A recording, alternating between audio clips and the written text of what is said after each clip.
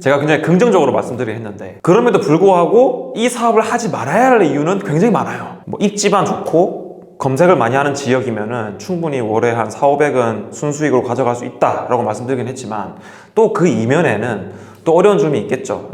정말 단편적으로 이 사업이 초기 자본이 많이 들어가는 사업이지 않습니까? 인테리어 비용이 뭐 평당 100만 원만 잡아도 평수가 70평이면 70평이 7천만 원이 들어가는 사업인데, 그게 쉽지가 않은 사업이죠, 사실은. 그리고 두 번째로 순수익 4, 5, 600이라고 얘기하는 건 어떤 기준이냐면, 내가 만들어 놓은 이 공간에 거의 80, 90% 이상의 고객이 다 찼을 때의 얘기거든요. 그러니까 뭐냐면, 고객을 다 채우기 위해서 해야 될 일들도 있습니다. 예를 들면 뭐 네이버 지도에 등록을 해야 할 것이고, 그 네이버 지도에 검색했을 때 우리는 뭘 보나요?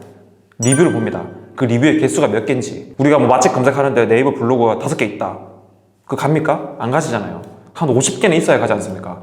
그 정도 리뷰를 또 우리가 만들어야 돼요. 근데 그런 일들, 고객에게 자동으로 도달되는 그런 컨텐츠가 아니라, 굳이 고객이 김포 소사무실을 검색했을 때 당연히 나와야 할 컨텐츠들이에요. 제가 지금 얘기하는 것들은. 비욘드 스페이스도 지금 뭐 중랑구에 2개 지점이 있잖아요. 신내점, 망우점. 그래서 중랑구 소호사무실, 중랑구 공유오피스, 중랑구 떼떼 뭐 검색했을 때 기본적으로 리뷰 쪽에 비욘드 스페이스에 관련된 컨텐츠들이 노출이 기본적으로 돼야 된다는 거죠. 제가 이전 영상에서 말씀드렸던 그러한 요건들을 충족을 시키시더라도 그 이후에도 추가 작업들이 계속 이루어져야 한다는 겁니다. 그래서 결코 이 사업이 그냥 시설만 딱 갖춰놨다고 해서 자동으로 되는 사업은 아니라고 저는 확신할 수 있고, 그리고 두 번째로는 시간도 꽤 걸려요. 그러니까 무슨 말이냐면, 저 같은 경우에도 1호점을 다 채우기까지는 11개월이 걸렸고요. 2호점, 망호점 같은 경우에도 다 채우는 데까지 8개월까지 걸렸어요. 물론 제가 이런 온라인 홍보 쪽에 제가 특화되어 있지 않은 사람이기도 했고, 공격적으로 안 하기도 했어요. 공격적으로 이런 블로그 작업들 잘 하시는 분들은 공통적으로 하는 거는 유료로 리뷰어들을 섭외를 합니다. 그 지역에서 이미 키워드를 잡고 있는 인플루언서들이 있죠. 예를 들면 뭐 제가 오늘 김포로 계속 예를 들 건데, 김포 소호사무실 같은 경우에 분명히 그런 분들이 있을 거예요. 김포 스터디 카페로 상위 5번째 이내에 글을 올리는 그런 블로그 인플루언서들이 있을 겁니다. 근데 그런 친구들을 섭외를 하셔야 돼요. 뭐 5만 원을 주던 10만 원을 주던 그분들한테 메시지나 문자나 뭐 쪽지나 뭐 이메일을 보내셔가지고, 내가 뭐 5만 원, 10만 원 줄 테니 와서 우리 공간 좀 리뷰 좀 해달라.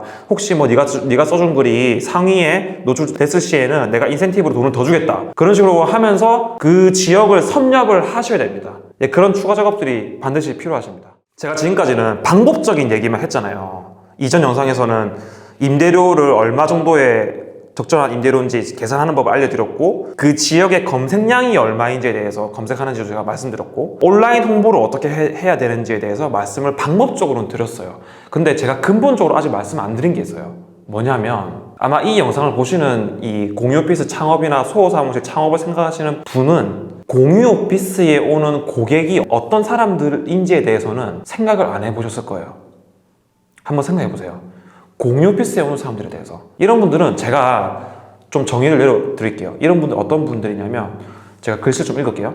현재의 삶에 최선을 다하고 있고, 종종 새로운 제품과 서비스를 만나는 것에 대해서 두려워하지 않는 분들이라고 저는 확고하게 말씀드릴 수 있습니다. 말 그대로 이런 분들 어떤 분들이냐면, 굉장히 얼리 어댑터 같은 분들이에요.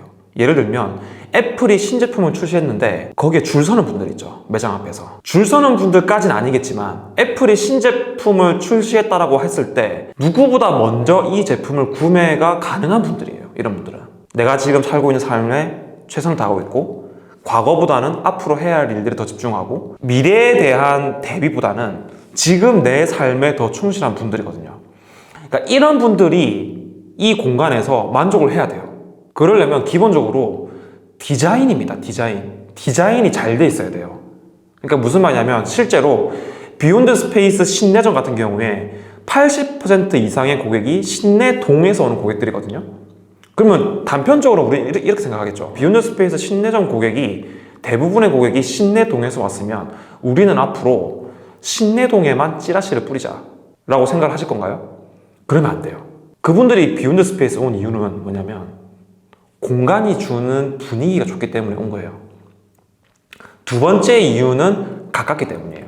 그러니까 첫 번째 이유는 디자인이 좋기 때문에 온 거예요. 이 공간에 주는 느낌, 분위기, 인테리어 그런 요소들, 그런 것들이 마음에 들기 때문에 소 사무실을 안 가고 비욘드 스페이스로 온 거란 말이죠. 그래서 공유 오피스를 창업을 하실 거면 적어도 인테리어는 누가 봐도 예쁘고 되게 센스 있다라는 말이 나올 정도로 잘 하셔야 돼요.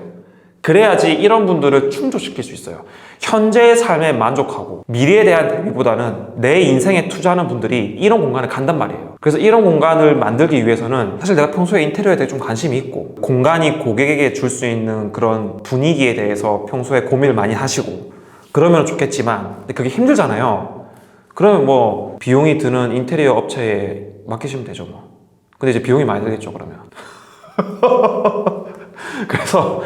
그래서 비욘드 스페이스 같은 경우에는 대표인 제가 인테리어는 전공은 아니더라도 산업 디자인을 전공했기 때문에 평소에 디자인에 관심이 많았고 공간을 어떻게 꾸며야지 고객들에게 좀 더 예뻐 보일 수 있을지에 대한 고민을 많이 하다 보니까 좀 운 좋게 이 사업이 잘 됐던 것 같아요. 왜냐면 대표자가 디자인에 관심이 있던 사람이었으니까 좀 운 좋게 아다리가 맞은 거죠. 근데 이 영상을 보시는 분들 중에서 당연히 디자인 전공도 안 했고 인테리어에 평소에 관심이 없는 분들도 많을 거잖아요. 근데 이런 분들 같은 경우에는 사실 비용을 더 들여서 퀄리티 있는 인테리어를 하는 업체를 좀 만나셔가지고 하시는 게 현실적으로 맞지 않나. 근데 또 이게 또 단점이 또 그런 업체가 또 하게 되면 비용이 되게 비싸거든요. 예를 들어서 디자인 위주로인 인테리어 회사를 찾아가 보시면 아시겠지만 비싸요 진짜로. 평당 뭐 120, 150 미만으로 할 수가 없어요. 무조건 평당 거의 뭐 200 가까이 불러요.